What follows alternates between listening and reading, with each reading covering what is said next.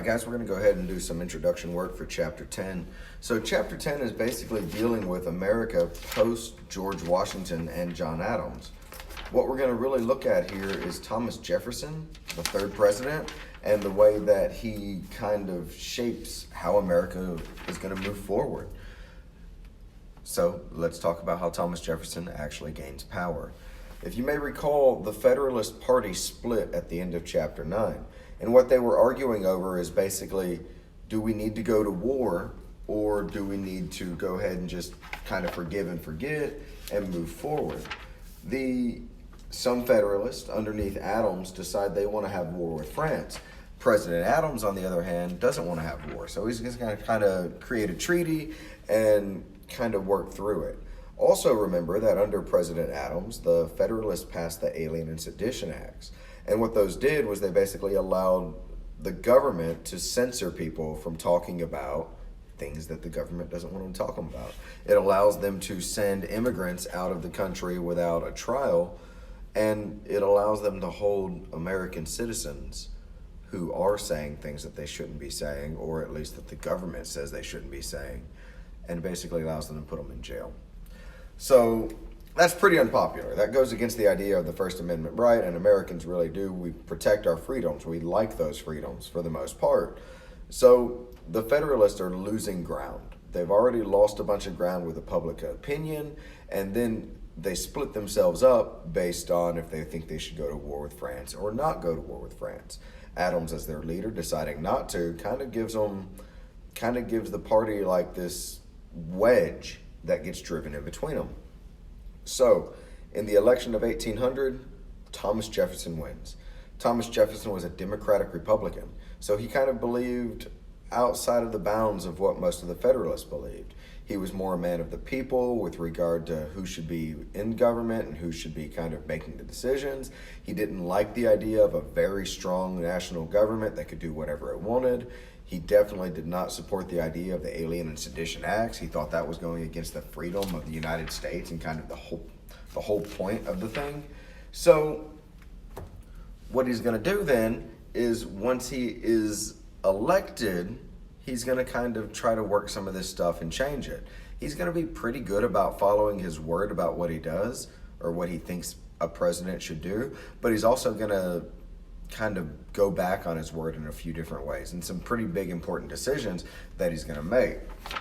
But let's talk a little bit about the election itself and how it relates to today's election cycle before we kind of get into what Thomas Jefferson actually does. All right, so you've probably seen advertisements before with someone trying to be run for president or political office, and they're basically saying, the person that I'm running against is the worst human being in the world. The person that I'm running against does this terrible thing, or they say they voted against a bill that was to help cancer kids. They did this thing. They were against helping cancer kids or something. Like, the way the election cycle works, we basically attack each other when somebody's running for president or for Senate or for House of Representatives or any other elected office. That happens in 1800. It's a pretty much a common part of American democracy. So what's going to happen is Jefferson basically argues for religious freedom a lot. He wrote, when he was in Virginia, he wrote an idea, basically a statute for religious freedom. He basically argues against the need for a Christian God in the idea of morality. Basically, he says you can be a good person without the Bible telling you that you have to be a good person. And he basically, as a political figure, he argues that it shouldn't matter what religion somebody is, which is a pretty modern sentiment the way we would think about it. The Federalists go the other direction. When they hear him saying these things, they basically start telling people, Thomas Jefferson is godless. They're basically saying he's an atheist. There's not really a lot of evidence to show he was an atheist. There's some differing ideas about what he actually may have believed, but regardless of what he actually believed, the Federalists were basically smearing him. They were putting rumors and negative information out about him.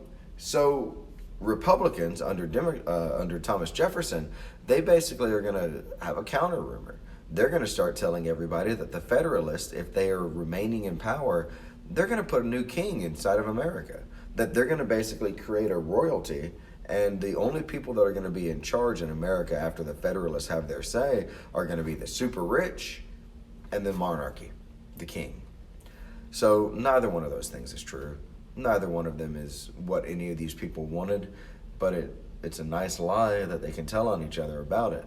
So it looks a lot like our modern elections. It basically looks like these guys are doing what we would think of as dirty politics, mudslinging. All right, so once Thomas Jefferson makes it into office, he's got a couple things that he's going to get done. And one of the big ones that he does, and one of the things that we really remember Thomas Jefferson for, is the Louisiana Purchase. So what's going to happen is Napoleon, a little short dude, you probably heard of him, he's going to be at war in France and England. He's going to war with pretty much everyone in Europe. And for the most part, he's winning. Like, he's beaten pretty much every country he's coming up against. But he owns a huge chunk of land that Spain gave him in the very middle of America, and that is the Louisiana Territory. Now, Spain and France had a secret agreement about this Louisiana Territory, that Spain was going to sell it to France at some point. We didn't like that very much. It worried us because Napoleon was a conqueror. He was an emperor. And he had dreams of basically taking this land that he owned in the middle of our continent and basically sticking a bunch of French people in there and then conquering our continent too. So he wanted to have control of Europe, and he wanted to have control of the North American continent. We don't like that idea very much, so we decide that we're going to try our best to stop it. And that's part of the tension between America and France during this period. Now, what happens is Napoleon is eventually going to start losing. He's running out of money, he's running out of men, he's basically fighting all of Europe, and he can't manage to keep that pace up forever. So once he starts running out of money, he starts looking around for things he could sell. And he looks at this Louisiana Territory, and he decides he's going to sell it. So he sells it to us. Thomas Jefferson decides he's going to buy it. There's a problem with this, though. And the biggest problem with it is there's nothing written in the Constitution at the time about how a country, like our country, can buy more land from another country. And Thomas Jefferson has argued long and hard that the Constitution has to be strictly read, that you are not following the Constitution rules based on what you want them to be, but rather you have to follow the rules as they are written, and you need to do what the Constitution says you're supposed to do. Federalists kind of had a faster and looser interpretation of it. They basically said it like, well, this is what it meant, we should do it this way. And Jefferson would say, this is what it says, this is what we have to do. Well, when it comes right down to it, he decides he's buying the Louisiana Purchase anyway. It's a little bit against his rules, it's a little bit against what he believes in, but it's too good a deal to pass up. So he buys it. Now, what's going to happen with this is it's going to do a couple things for America. Number one, it's going to more than double the size of America. So we are going to go from just kind of that little chunk of land that we've looked at on a map before, and you can see that map if you want to go ahead and take a look at it on page 266 of your textbook. All the orange states and territories, that was America pre-Louisiana Purchase. All the green that they buy on this map is going to be the territory added. So we've just bought a huge chunk of land in the very middle of the continent, and it's going to give America a few advantages, but it's also going to be a while before we can use some of those. The first one that really matters is we get the Mississippi River. With the Mississippi River under control, it's basically a highway. We've talked about this before.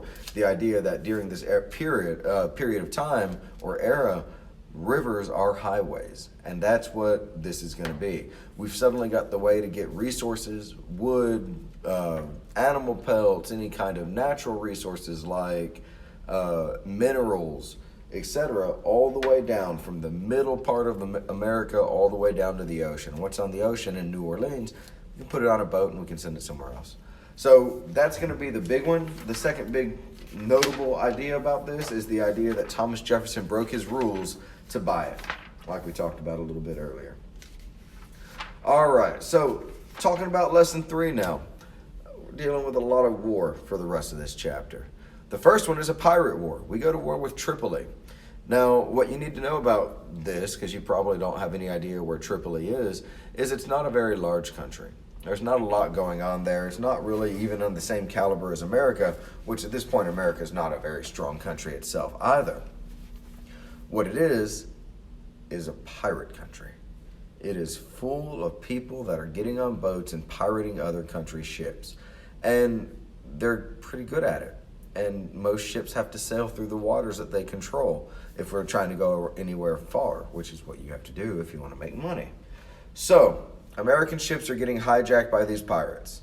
America decides, well, we'll go ahead and we'll pay the fee. And we start paying money to Tripoli to protect our ships. It's basically a protection fee, like a mobster shakedown racket or just a protection fee, right? We start paying it.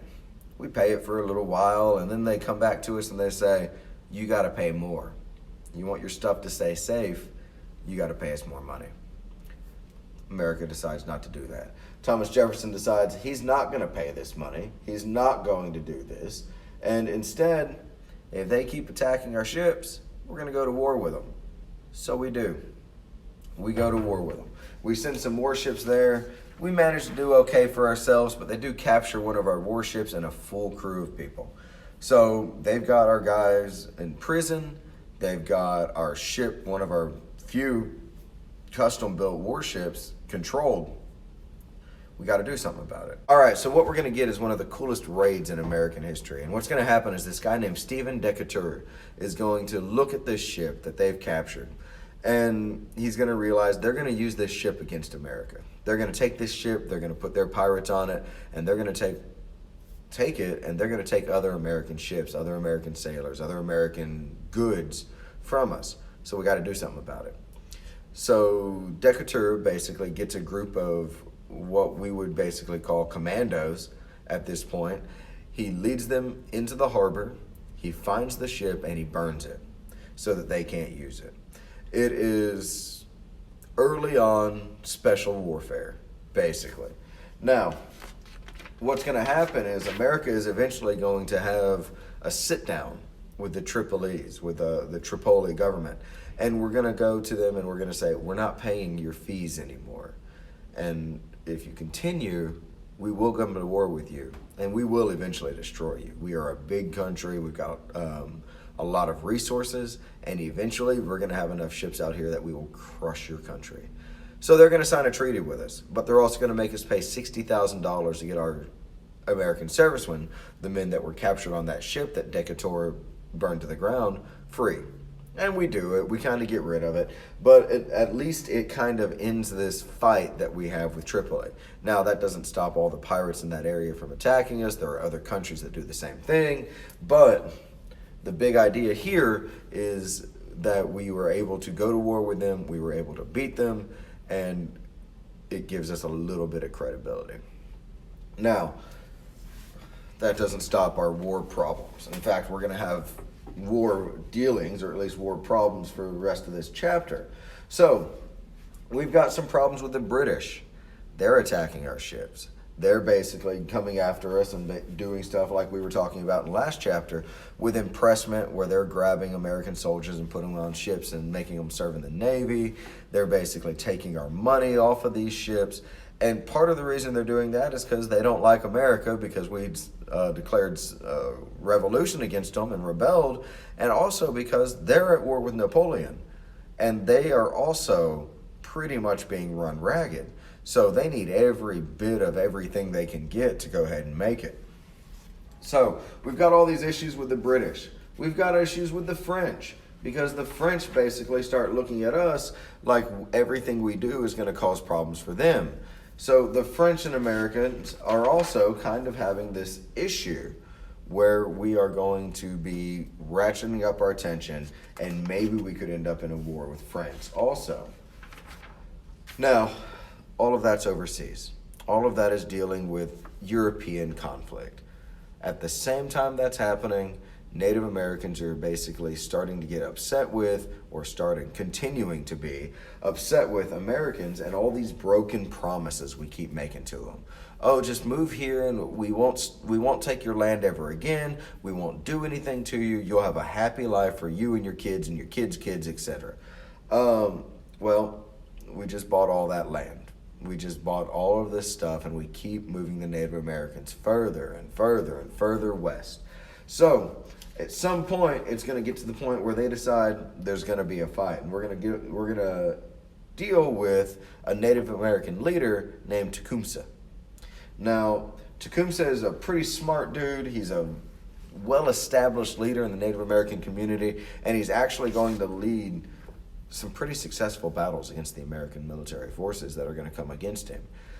He's going to inspire a rebellion that's going to be terribly scary to American citizens.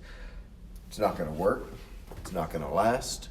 Eventually, the Native Americans are defeated to the point where they can't bring an effective resistance against American forces anymore.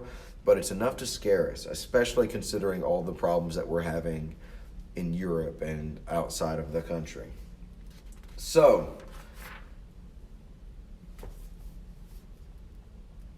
all this tension, all this fear, all this anger, all this resentment coming between countries, that's going to end up on Britain.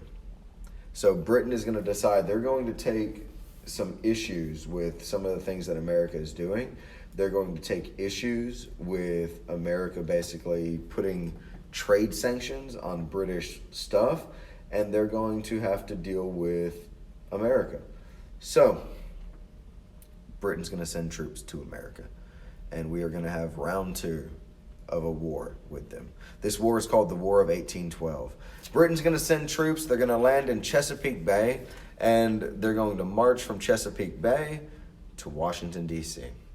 And when they get there, when they overcome the little bit of soldiers that we have in that area at this point in time, they basically burn everything they can that has anything to do with the American government down.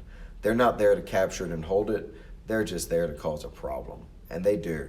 They burn stuff down. People in Washington, D.C. are running out of D.C. People in the White House at that point are literally taking paintings off the wall to try to protect them, because that's what happens. People are running off with Declaration of Independence and the Constitution, the original copies, trying to keep them safe. Basically, people are trying to protect this brand new country that we have in America from the British coming back and basically beating our butts when it comes down to war. Now, the British know they don't have enough soldiers here to actually recapture America. They're not here to just kind of take us back over and put the king back in charge. They're here to put a little bit of fear and respect into us. So they work pretty hard at that. They basically have some attacks against us. This is where the Star-Spangled Banner comes in, the bombs bursting in the air kind of thing. But it's not going to last. Basically, what's going to happen is we're going to be able to beat them, which makes sense because they're having to send soldiers thousands of miles away across the ocean to come here where nobody wants to help them, really, and nobody's going to be backing them up. So they only have what they bring. So we beat them.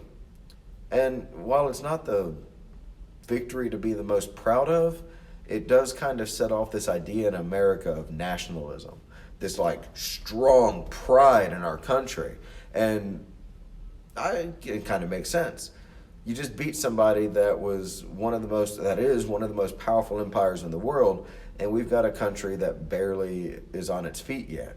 Like we're a baby when it comes to the general world population and other countries. And we were able to beat one of the strongest countries in the world. At least that's how we talk to ourselves about it. Now, what that's going to do is it's going to set off this idea of nationalism. It's going to set off this idea that this pride that we have makes us special, makes us different, that our country has some sort of inherent specialness to it that other countries just can't ascribe to. And that pride, that patriotism, is going to set America apart from some other countries in a lot of ways, in some good ways and some bad ways. And that's kind of what we're going to be dealing with by the time we end this chapter. So, That should be enough for you to finish up your chapter 10 intro note page. Thank you for listening. Bye.